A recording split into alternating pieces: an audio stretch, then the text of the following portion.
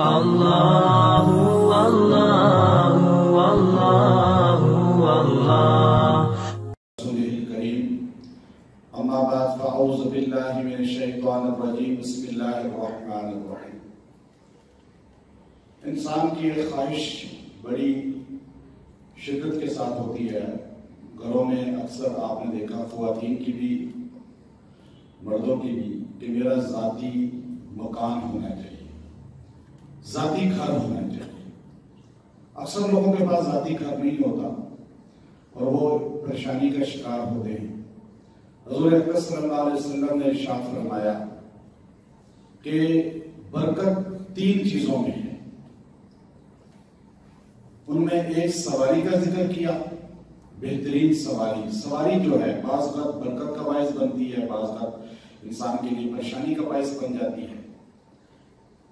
دوسرا بیوی یا خاون، مرد کے لیے بیوی، بیوی کے لیے خاون، بعض اوقات برکت کا باعث بنتے ہیں، بعض اوقات پریشانی کا باعث۔ اور ایک گھر کا ذکر کیا کہ بعض گھر جو ہے انسان کے لیے بابرکت بن جاتے ہیں۔ سیدہ عائشہ صدیقہ فرماتی ہیں کہ آپ نے فرمایا اگر برکت ہوتی یا نحوست ہوتی تو ان 3 چیزوں میں ہوتی۔ وہ روایت کو اس انداز میں نقل فرما رہے ہیں۔ اب حضور صلی اللہ علیہ وسلم نے گھر کا ذکر کیا کہ انسان کے پاس گھر کا ہونا انسان کی 60% پریشانیوں کو ختم کر دیتا ہے۔ اب بعض لوگ کہ جی بنانے کی ضرورت کیا ہے، دنیا سے تارک رہنا چاہیے، یہ بھی فارمولہ صحیح نہیں ہے، غلط۔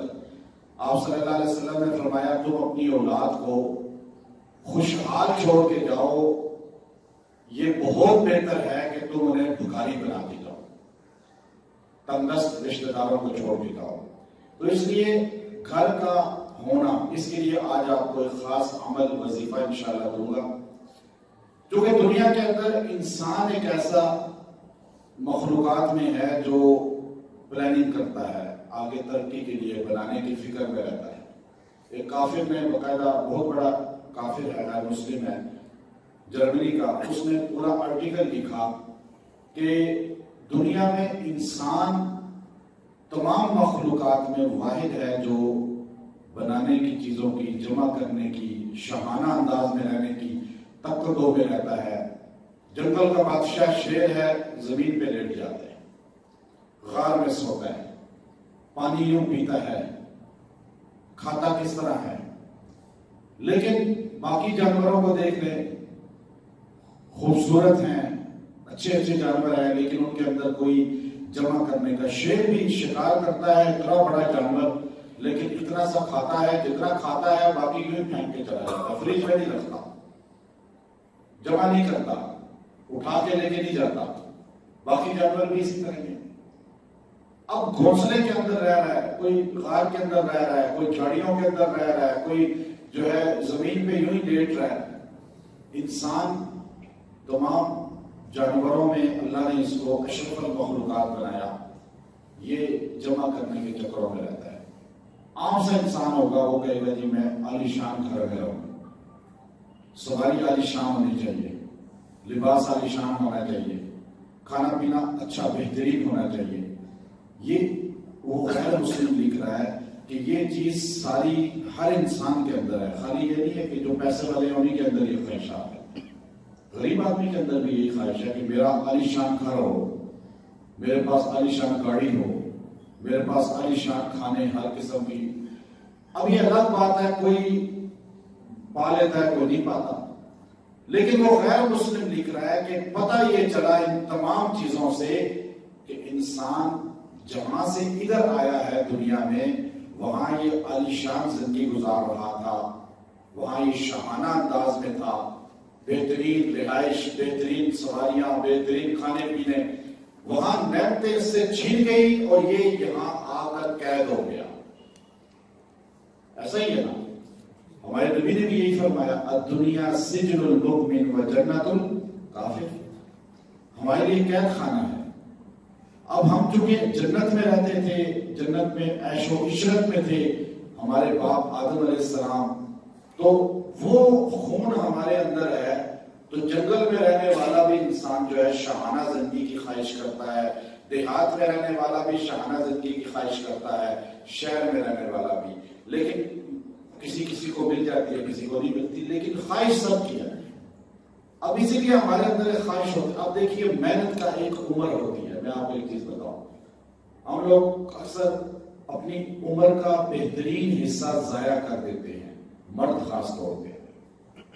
بہترین حصہ عمر کا جو کمانے کا ہوتا ہے، کچھ بننے کا ہوتا ہے، وہ 15 سال سے 30 سال کے درمیان ہے۔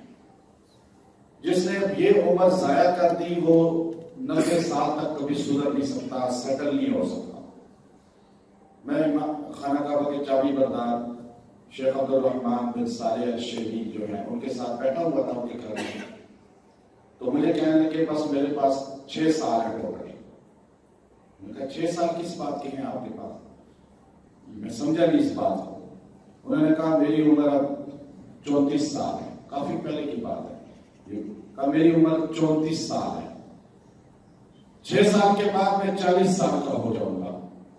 جب میں 40 سال کا ہوں گا تو بس بالکل بیٹھ جاؤں گا، پھر میں کچھ کما نہیں سکتا، کچھ جمع نہیں کر سکتا، کچھ لا نہیں سکتا۔ جو میں نے اب 40 سال تک جمع کر لیا، کما لیا، بنا لیا، بس وہی میرے کام بعد میں آتا رہے گا، پھر میں بالکل ڈیڈ ہو جاؤں گا۔ عربوں کے اندر یہ مقولہ ہے، عرب لوگ اس بات پہ، بچے بوڑھے اسی پہ فوکس رکھتے ہیں اکثر، لیکن کم ہیں جو بن پاتے ہیں، لیکن ان کے اندر یہ بات پکی چل رہی ہے کہ 40 سال سیٹل ہونے کی لاسٹ عمر ہے، اس کے بعد بندہ سیٹل نہیں ہو سکتا۔ ہمارے یہاں تو کھیلوں سے فرصت ہی نہیں ہوتی 30 سال کے بندے کو، وہ تو اپنی عمر ضائع کر رہے ہیں، ابھی بڑی عمر پڑی ہے، پھر ساری زندگی جو ہے نا خودکشیاں بھی ہو رہی ہیں، مریض بھی بن رہے ہیں، جھگڑے بھی گھر میں ہو رہے ہیں، کس وجہ سے کہ وہ حصہ عمر کا ضائع کیا جو بننے کا تھا۔